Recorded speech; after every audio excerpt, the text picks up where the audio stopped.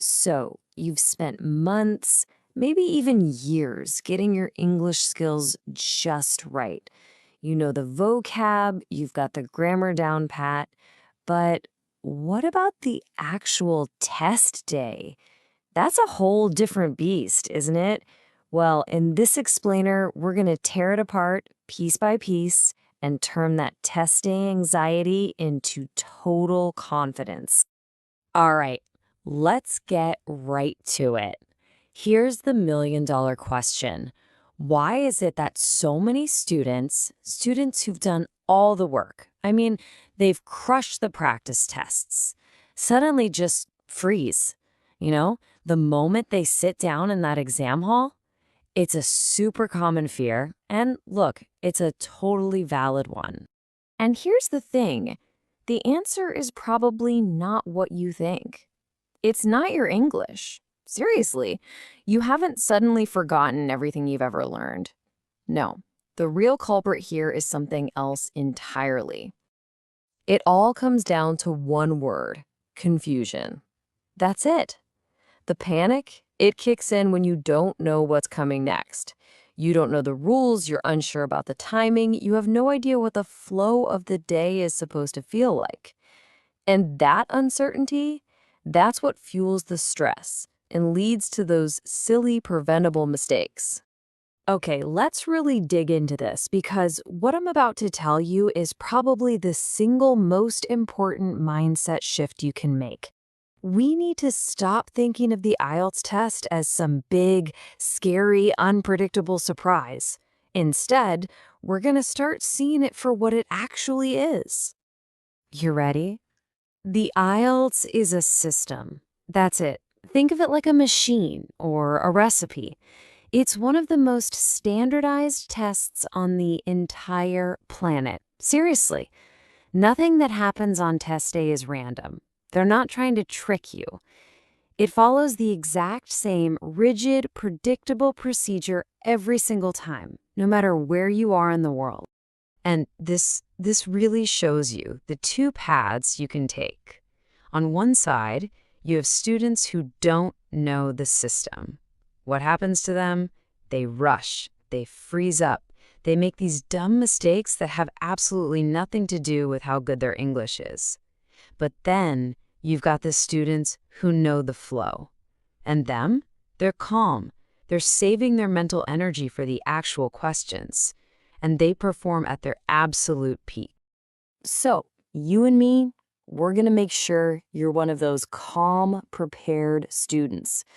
Let's walk through the entire day, step by step, so when you walk into that test center, there are literally zero surprises. All right, so before a single question is asked, there are 3 crucial stages you got to get through. First up, arrival. I can't stress this enough.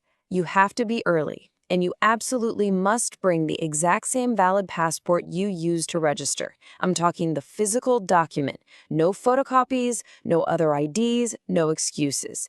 If you forget that passport, your day is over. Seriously, game over. Next is the security and ID check. This part is designed to be slow, so just expect it. They'll check your ID again, take your photo, make you put all your stuff in a locker. Don't let it stress you out. Just go with the flow. And finally, you get to your seat and they give you instructions. You need to listen to every single word because once that test clock starts ticking, that time is yours and it's not coming back. Okay, so you're in your seat, the instructions are done, and now the marathon begins. And I really do mean a marathon. You're about to do the listening, reading, and writing sections all in one go. Back to back to back. No breaks. No getting up to stretch your legs. This isn't just a test of your English, my friend. It's a test of your mental endurance. First up is listening. Now, listen closely to this rule. The audio plays one time, and only one time. That's it. You can't ask them to rewind it. You can't pause it. It just goes. And it gets harder as you go through the 4 sections. Now, here's a super important detail you have to know. If you're taking the paper test, you get a glorious 10 minutes at the end to copy your answers over. But if you're on the computer, you only get 2 minutes. Just 2. That is a massive difference, and it totally changes your strategy. Which leads me to the absolute golden rule of the listening section. You ready? Write your answers as you listen. Don't sit there thinking, oh, I'll just remember it and write it down later. No, you won't. You will fall behind, you'll miss the next question, and it'll all spiral out of control. You have to write as you hear it. The second that listening test ends, bam! The 60-minute clock for the reading section starts. No pause, no, how's everyone doing? Nothing. And for this next hour, you are the pilot. You are completely in charge of your own time. And here's another critical point. Unlike the paper listening test, there is no extra time to transfer your answers. 0. Everything has to be finished and on that answer sheet within those 60 minutes. And I'm going to let you in on a little secret about the reading section. Most students don't fail because the articles are just too hard. Nope. The number one killer, the reason scores drop, is terrible time management. It's a classic story. They spend way too much time on the first passage, and then they have to madly rush through the last 2. It's a disaster. And guess what happens the moment that 60-minute reading timer hits 0? You guessed it. You're immediately in the 60-minute writing section. You've got 2 tasks to do. Now, the common advice, and it's good advice, is to spend about 20 minutes on task 1 and 40 minutes on task 2 since task 2 is worth more. But here's the catch.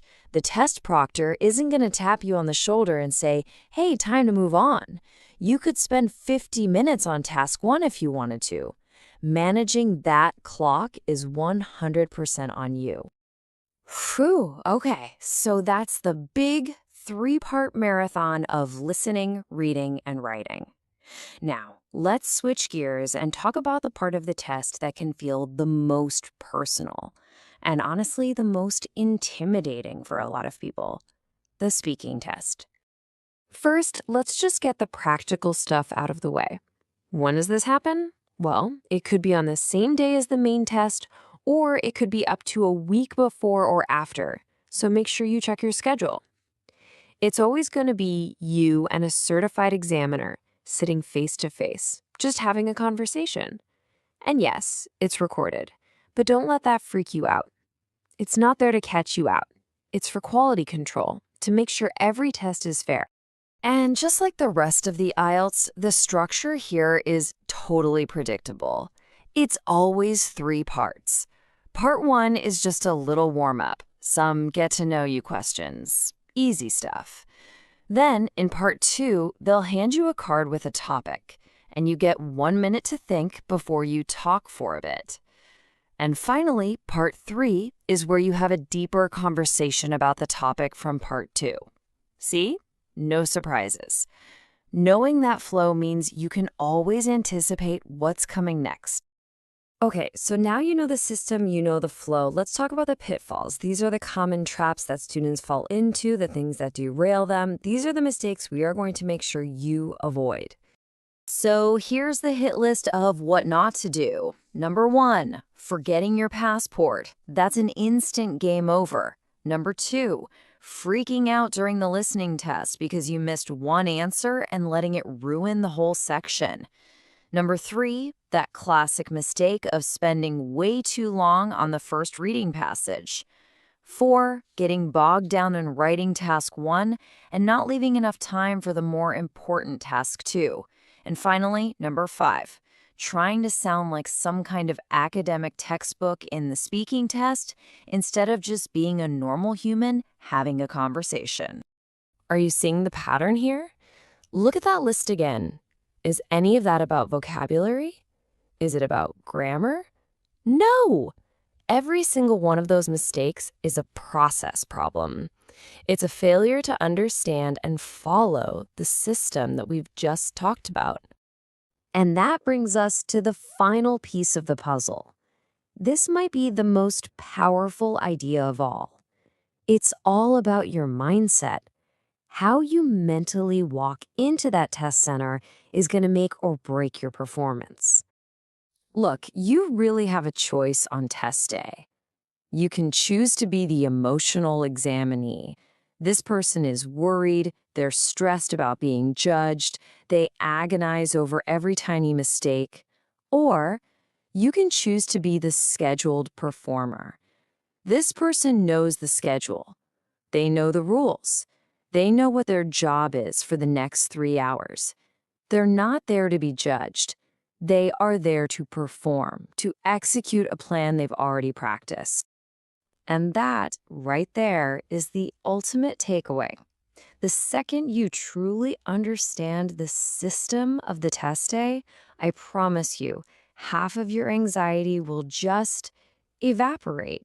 You're no longer wasting precious mental energy worrying about what's going to happen next. And when that anxiety is gone, that's when your real English ability can finally shine through. And your scores, they'll go up naturally. So you see, the big question isn't just how good is your English. The real question is, how well do you know the game?